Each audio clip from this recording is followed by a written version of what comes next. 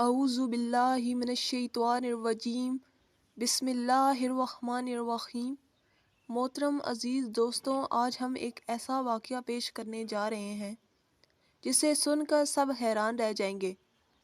یہ واقعہ اللہ تعالیٰ کے پیغمبر حضرت موسیٰ علیہ السلام کا ہے، جس میں حضرت موسیٰ علیہ السلام نے اللہ تعالیٰ سے ایسے عجیب سوالات کیے۔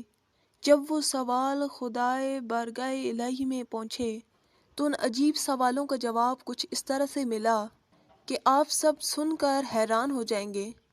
محترم خواتین و حضرات، حضرت موسیٰ علیہ السلام بنی اسرائیل کی ہدایت اور رہنمائی کے لیے اللہ تعالیٰ کے حکم سے بنی اسرائیل میں تشریف لائے۔ اللہ تعالیٰ نے حضرت موسیٰ علیہ السلام کو یہ معجزہ عطا کیا تھا، جس کی وجہ سے حضرت موسیٰ علیہ السلام اللہ تعالیٰ سے کلام کیا کرتے تھے۔ حضرت موسیٰ علیہ السلام کوہ طور پر اللہ تعالیٰ سے ہم کلام ہوا کرتے تھے۔ حضرت موسیٰ علیہ السلام کے زمانے میں ایسے بہت سے لوگ تھے جو حضرت موسیٰ علیہ السلام کے مخالف تھے۔ جب بھی کوئی حضرت موسیٰ علیہ السلام کو کوہ طور پر جاتے ہوئے دیکھتا تو لوگ عجیب و غریب سوالات اللہ تعالیٰ کی بارگاہ میں عرض کرتے اور حضرت موسیٰ علیہ السلام سے عرض کرتے کہ اللہ تعالیٰ سے ہمارے یہ سوالات پوچھیے گا۔ ایک دفعہ حضرت موسیٰ علیہ السلام کوہ طور پر جا رہے تھے، اتنے میں ایک شخص آپ کو دیکھ کر آپ کی بارگاہ میں حاضر ہوا۔ آپ کے پاس پہنچ کر آپ سے عرض کرنے لگا، اے اللہ کے نبی، آپ کہاں جا رہے ہیں؟ اللہ کے نبی حضرت موسیٰ علیہ السلام نے فرمایا کہ میں تو کوہ طور پر جا رہا ہوں۔ اس شخص نے حضرت موسیٰ علیہ السلام کو جیسے ہی یہ کہتے ہوئے سنا تو وہ اپنے دستے ادب کو جوڑ کر یہ عرض کرنے لگا، اے اللہ کے نبی، میرے پاس بہت مال ہے، بھیڑ بکریاں، سونا چاندی اور خوب مال و دولت ہے۔ میرے پاس اتنا مال ہے کہ میں اسے سنبھال بھی نہیں سکتا۔ اے اللہ کے نبی، آپ اللہ تعالیٰ کی بارگاہ میں جا رہے ہیں تو میری التجا اللہ تعالیٰ کی بارگاہ میں پیش کر دیجیے گا اور اللہ تعالیٰ سے کہیے گا کہ میرا مال تھوڑا سا کم کر دیں تاکہ میں اپنے مال کو اچھی طریقے سے سنبھال سکوں۔ جیسے ہی اللہ کے نبی حضرت موسیٰ علیہ السلام نے یہ بات سنی تو آپ مسکرا کر فرمانے لگے، اے شخص، تمہارا یہ سوال اور تمہاری یہ التجا میں اللہ تعالیٰ کی بارگاہ میں ضرور پیش کروں گا۔ اس شخص کی یہ بات سن کر حضرت موسیٰ علیہ السلام آگے چل دیے۔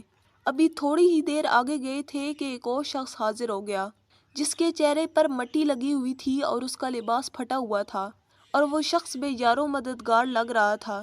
تو اس شخص نے بھی حضرت موسیٰ علیہ السلام سے عرض کیا، اے اللہ کے نبی، آپ کہاں جا رہے ہیں؟ تو اس شخص کو بھی حضرت موسیٰ علیہ السلام نے یہی جواب دیا کہ میں اللہ تعالیٰ سے ہم کلام کے لیے جا رہا ہوں۔ وہ کہنے لگا کہ اے اللہ کے نبی، آپ اللہ تعالیٰ کے پاس جا رہے ہیں تو ان سے کہیے گا کہ وہ مجھ پر بھی تھوڑی توجہ فرمائیں اور مجھے بھی تھوڑا سا مال عطا کر دیں۔ میں فاقے کاٹ کاٹ کر تھک چکا ہوں۔ تو حضرت موسیٰ علیہ السلام نے فرمایا کہ میں تمہارا یہ سوال اللہ تعالیٰ کی بارگاہ میں ضرور عرض کروں گا۔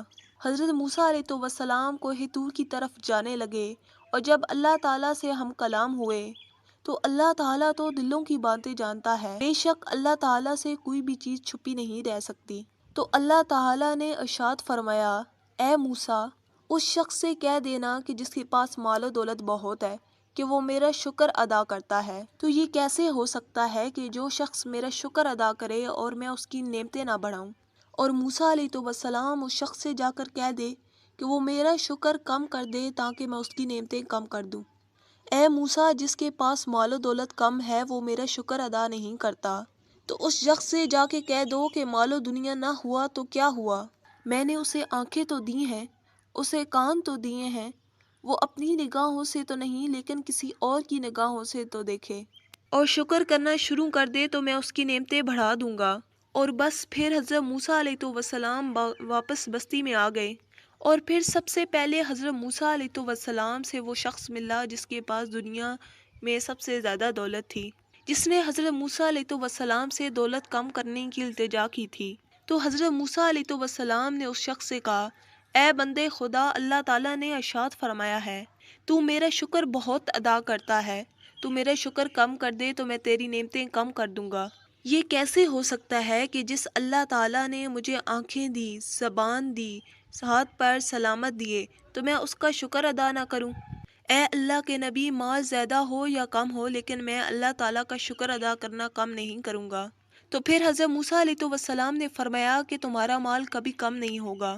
اتنا کہہ کر حضرت موسیٰ علیہ السلام تھوڑا سا آگے نکل گئے۔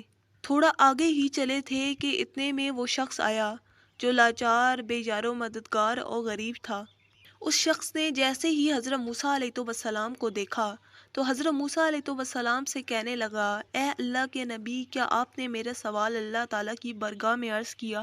تو حضرت موسیٰ علیہ السلام نے فرمایا کہ ہاں، میں نے اللہ تعالیٰ سے تمہارا سوال کیا تھا، اور اللہ تعالیٰ نے ارشاد فرمایا کہ وہ شخص میرا شکر ادا نہیں کرتا، وہ میرا شکر ادا کرنے لگے تو میں اس کی نعمتیں میں اضافہ کر دوں گا۔ تو وہ شخص کہنے لگا کہ میرے پاس کوئی دولت نہیں ہے، کوئی نیا لباس نہیں ہے، تو میں اس پر کیا شکر ادا کروں؟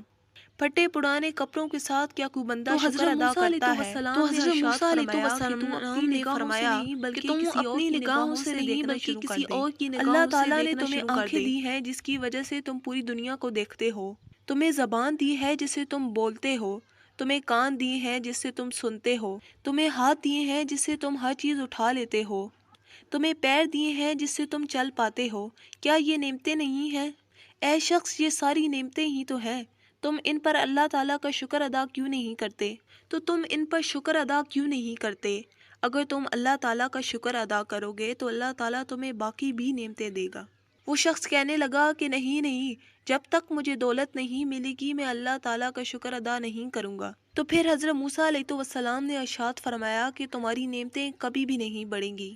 تو پیارے دوستو، ہمیں اس سے سبق ملتا ہے کہ اللہ تعالیٰ اپنے شکر ادا کرنے والوں بندوں کو کبھی بھی نعمتوں سے محروم نہیں کرتا، وہ ہمیشہ ان کی نعمتوں میں اضافہ کرتا ہے۔ لیکن وہ شخص جو اللہ تعالیٰ کی نعمتوں کا شکر ادا نہیں کرتا، وہ نہ تو زندگی میں کبھی کامیاب ہوتا ہے اور نہ ہی نعمتوں میں اضافہ ہوتا ہے۔ تو ہمیں بھی اللہ تعالیٰ کی نعمتوں کا شکر ادا کرنا چاہیے۔